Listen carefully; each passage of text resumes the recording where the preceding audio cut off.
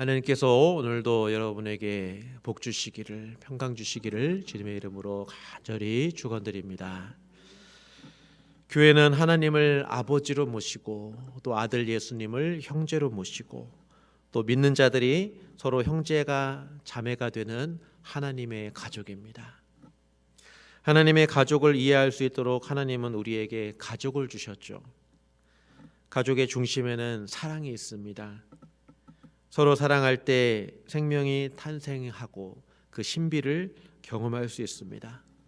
또 새로운 생명이 태어나면 함께 먹고 함께 양육하며 자라나는 과정을 그 가족이 함께 경험하죠.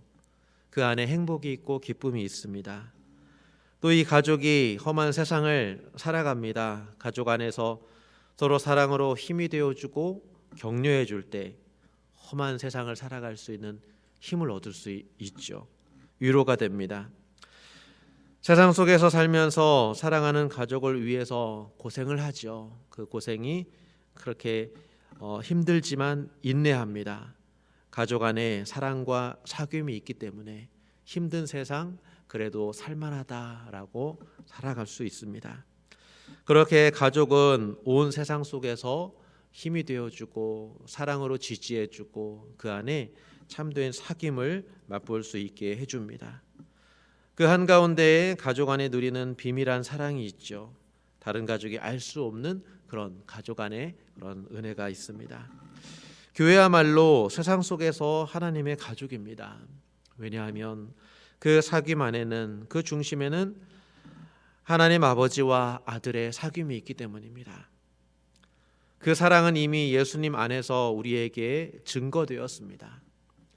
아버지는 아들 안에, 아들은 아버지 안에 이렇게 서로 사랑함으로 이 세상을 살아가셨는데 그 사랑의 결과는 세상을 위한 아들의 생명 주심, 아들의 희생하는 사랑이었습니다. 아버지와 아들의 사랑, 세상을 향한 속죄의 사랑으로 열매를 맺었습니다. 세상을 향했습니다. 십자가의 죽음으로 세상의 죄값을 치러주셨고 하늘에 오르심으로 그 속죄의 은혜를 교회에 지금도 성령으로 내려주고 계십니다. 그리고 장차 다시 오심으로 그 사랑을 완성할 것입니다. 장차 다시 오신다는 것은 이 세상을 살아가는 우리에게 복음이 됩니다. 지금 우리가 겪고 있는 이와 같은 세상의 여러 가지 어려운 일들, 이 힘든 일들 영원히 계속되지 않는다는 말입니다. 여전히 세상은 어둡고 불의가 가득하고 악한 자의 세력이 기세등등해서 낙심이 되고 때로는 하나님이 계시지 않는 것 같고 또 그 세상을 바라보며 우리의 연약함에 절망할 수 있지만 그러나 그 세상엔 끝이 있다라는 것입니다. 새롭게 될 날이 아직 오지 않은 것입니다. 오늘 요한은 사귐 안에 있는 교회 형제 자매들에게 이런 소망을 주십니다. 주께서 나타나신 바 되면 그가 강림하실 때에 우리로 담대함을 얻어 그 앞에 부끄럽지 않게 하려 함이라 말씀합니다. 우리가 주님 안에 거해야 될 이유가 있는 것입니다. 우리에게는 주님이 다시 오실 날, 그런 날이 있기 때문입니다. 주님이 오신다, 주님이 다시 오신다, 이 말은 로마 시대에 왕이나 높은 권세를 가진 사람들이 이렇게 마을로 찾아올 때 쓰던 그런 표현이었습니다. 그러나 한번 예수님을 생각해 보십시오. 예수님은 로마 황제보다 더 높으시고 그리고 세상의 어떤 권세보다 크신 분이십니다. 악한 마귀 세상 임금들을 십자가로 승리하신 그런 주님이십니다. 그때 모든 악한 세력들이 예수님께 굴복할 것입니다. 이 세상의 모든 악한 것들이 모든 나라와 모든 권세가 그 앞에 머리를 숙이게 될 것입니다. 그 주님께서 돌아오실 때 새하늘과 새 땅을 가지고 우리에게 돌아오시는데 바로 그때가 하나님 아버지의 나라가 온전히 이루어질 때입니다. 그러나 우리가 그날을 알지 못하기 때문에 나태할 때가 있습니다. 주께서 나타나신 바 되면, 주님께서 나타나실 때가 되면 이 표현은 오직 그때는 아버지만 아신다는 것입니다. 다 모르기 때문에 그때가 지금 올지 언제 올지 우리가 나태할 수 있지만, 그러나 우리가 알지 못하는 사이에 올 것입니다. 하나님 아버지는 아들을 나타내실 텐데 그 알지 못하는 사이에 그날이 올 것입니다. 그날에 우리가 부끄럽지 않으려면 지금이 중요합니다. 지금 주님 안에 거하는 삶이 너무도 소중합니다. 그 삶을 꾸준히 살아갈 때에 우리가 주님 앞에 언제 오시더라도 우리는 부끄러움 없이 설 수 있을 것입니다. 지금이 그때라 한다면 우리 교회는 어떨까요? 담대함을 얻을 수 있을까요? 부끄러움 없이 하나님 앞에 설 수 있을까요? 그날의 수치를 당하지 않으려면 지금 그분 안에 거해야 합니다. 어린 양이신 예수님을 떠나지 말아야 합니다. 하나님의 그 사랑을 의지하며 오늘 하루하루 감사하면서 살아가야 합니다. 29절 말씀에는 의를 행하는 자가 바로 그 하나님 안에 살아가는 그런 사람이다라고 말씀합니다. 우리가 이전까지 말씀을 살펴보면 하나님과의 사귐이 있는 사람에게는 여러 가지 모습들이 나타나는데, 죄를 자백하는 모습이 나타나고 계명을 지키는 그런 모습이 나타나고 하나님을 알아가며 서로 사랑하는, 형제를 사랑하는 모습이 나타납니다. 그런데 오늘 이 말씀에는 또 의를 행하는 사람, 의를 행하는 모습이 나타난다라고 말씀합니다. 요한은 우리가 가진 직분이 하나님과의 사귐을, 의의 행동을 보장하지 않는다 말씀합니다. 우리가 목사고 장로고 권사고 집사고 이렇게 됐다고 해서, 그리고 큰 교회를 세웠다고 해서 우리가 하나님 앞에 그게 사귐의 증거가 될 수 없습니다. 주님은 말씀하십니다. 요한은 말씀하십니다. 의를 행해야, 의를 행하는 사람이 주님께서 다시 오실 때 우리가 부끄러움 없이 설 수 있다 말씀합니다. 의는 우리에게 없습니다. 루터는 우리가 세상의 노예라고 했습니다. 우리의 모든 선하고자 하는 의지조차도 이 세상 속에서 우리가 행하는 그 의는 참된 게 아니다, 이런 말씀을 했습니다. 그렇기 때문에 우리의 의, 하나님께서 바라보시는 우리의 의는 오직 예수 그리스도의 의를 믿음으로 받을 때에 시작합니다. 믿음으로 시작하는 의, 주님을 생각하며 주님을 믿고 살아가는 그 의가 그 진정으로 우리의 의가 되어 주십니다. 하나님께로부터 난 그 의의 선물을 받을 때 우리는 하나님과 영원한 생명의 사귐을 시작할 수 있는 것이죠. 그 사귐 안에서 우리가 의의 열매를 맺어가는 것입니다. 앞에서 말한 죄의 고백, 계명을 지키는 것, 서로 사랑하는 것, 예수님을 닮아가는 그 모든 일들이 이 열매입니다. 하나님과 내 안에 그 평안의 관계가 누려지고 우리가 우리 이웃들과의 그 관계 안에서, 그 안에서 샬롬을 누릴 수 있는 바로 그것이 의의 관계입니다.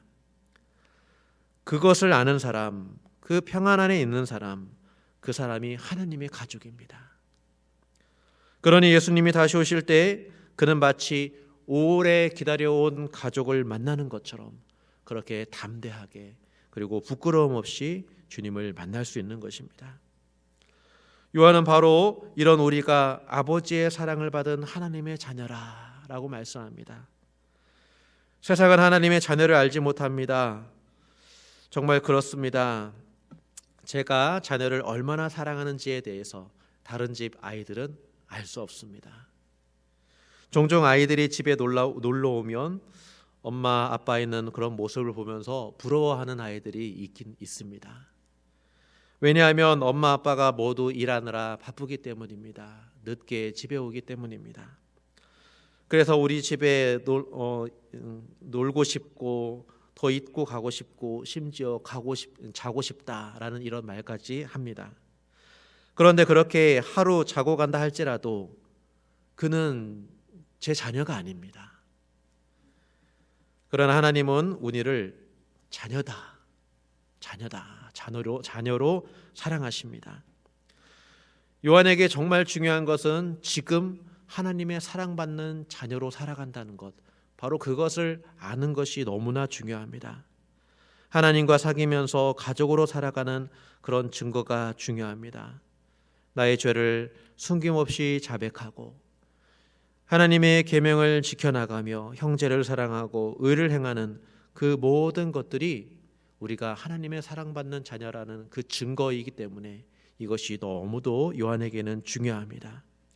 왜냐하면 이런 증거가 있는 자녀는 하나님의 사랑받는 자녀이고 그 사랑받는 자녀에는 반드시 장래에도 그 아버지께서 사랑해 주시기 때문입니다. 장래에 어떻게 될지 아직 나타나지 아니하였으나 그가 나타나시면 우리가 그와 같을 줄을 아는 것은 그의 참모습 그대로 볼 것이기 때문이니 라고 놀라운 말씀을 합니다. 그가 나타나시면 우리가 그와 같을 것이다 라고 말씀합니다. 그만큼 지금 하나님과 사귀는 그 사귐의 능력이 너무도 큽니다. 주님의 몸과 같은 영광스러운 몸으로 우리가 살 것이고 주님께서 거룩하신 것처럼 우리도 거룩하게 깨끗한 모습으로 변화될 것이다 말씀합니다.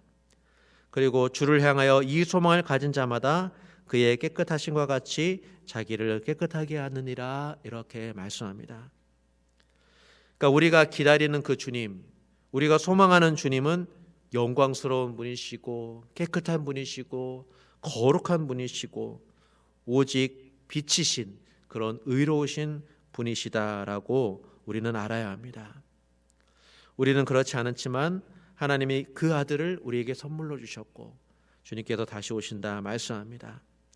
우리가 그 안에 머물며 소망을 가지고 살아간다면 우리가 그와 같을 것이기 때문에 우리의 자신의 모습을 더욱더 깨끗하게 지켜나가고 또 거룩하게 지켜나가고 또 의롭다 여김받은 그 은혜를 누리며 살려고 노력할 것입니다.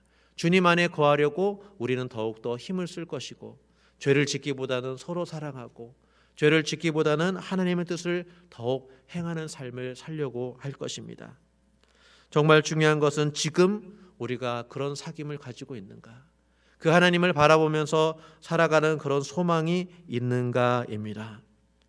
하나님의 사랑을 받고 진실한 사귐을 갖는 사람은 바로 그 영광을 갖는 그 소망의 증거가 우리의 삶의 거룩함을 추구하는 마음으로 깨끗함을 추구하는 그런 삶의 모습으로 나타날 것입니다. 사랑하는 성도 여러분, 주님께서 다시 오시는 것은 아버지의 뜻에 달려 있습니다.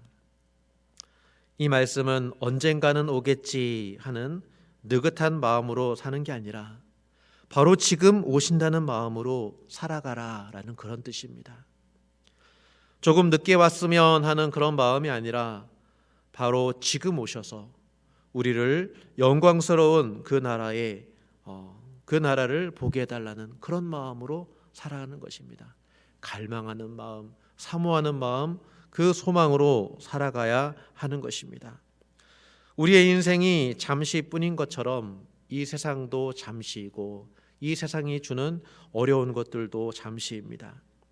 우리가 소유하고 이 땅에 누리는 것도 잠시뿐입니다. 우리가 겪는 질병의 아픔도 곧 지나갑니다. 주님 안에 거할 때 세상의 헛됨을 알고 세상의 짧음을 알고 우리에게 예비된 영광스러운 미래를 소망할 수 있기를 바랍니다. 이 시간 주님을 향하여 이런 소망을 가지고 살아갈 때에 자신을 깨끗하게 하고 자신을 거룩하게 지켜나가는 저와 여러분 우리 교회 될 수 있기를 우리 주님의 이름으로 간절히 축원드립니다. 기도하겠습니다.